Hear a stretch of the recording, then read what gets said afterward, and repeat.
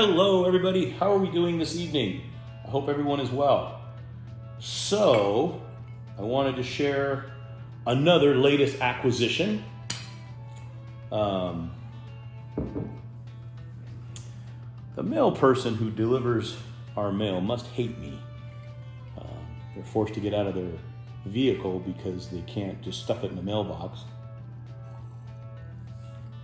You know, they have to go into the office and hand off packages, and I seem to get them constantly. But today I wanted to talk about this little floor train.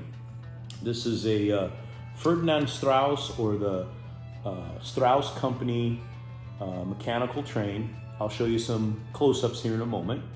This is from 1925. Very simple mechanism. But before we get into the train, I thought we should talk just a little bit about Ferdinand Strauss and the company. Now, the company itself was founded sometime in the early 1900s. I don't think anybody knows exactly when. So we'll say, 1902, 1904, something like that. It was founded in New York. And he started making and was importing inexpensive mechanical toys. This is just a tin toy, and it is based on other toys, terribly inexpensive. The fact that it has survived in this condition all these years is amazing, frankly. Anyway, Ferdinand Strauss, a German, he immigrated from Germany, and when he first came to America, he was importing his toys from Germany.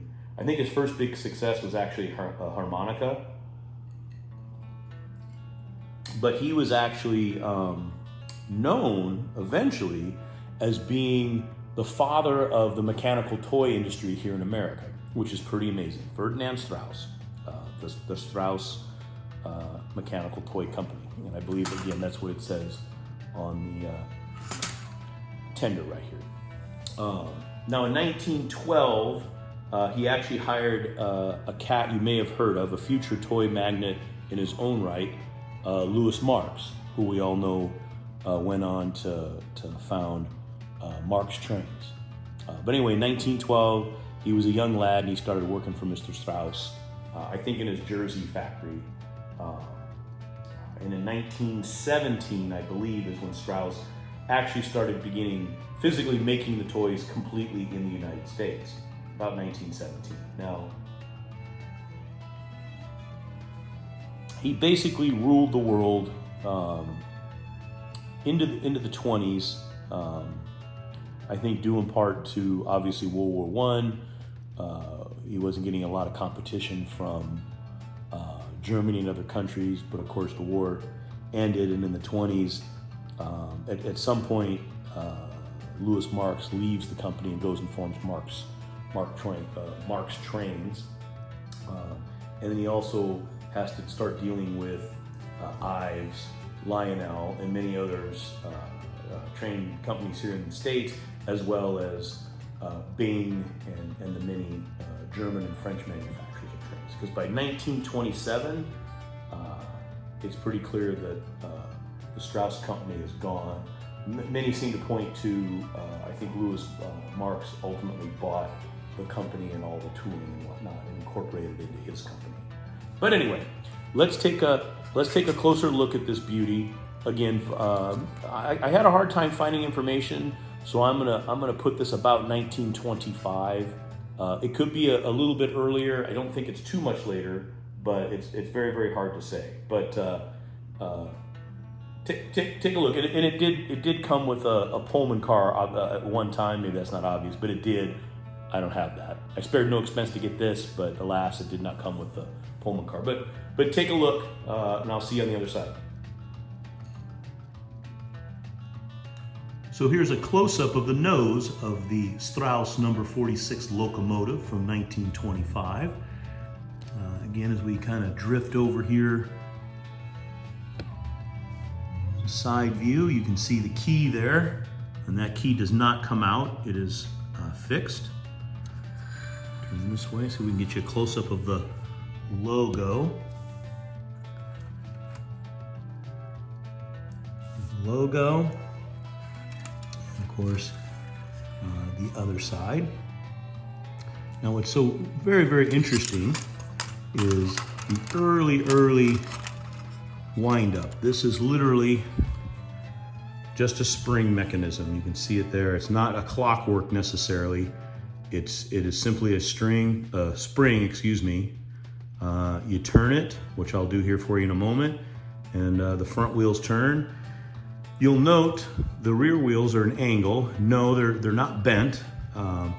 It's actually, the holes are in the correct spot because it's designed when it's on the floor to actually go in a circle on the floor. And that, again, 1925, so a couple of years, it'll be 100 years old. I think it's an amazing shape. I'll show you a picture. It should have a passenger or a Pullman car with it. I do not have that, but let me wind it up so you can see her go.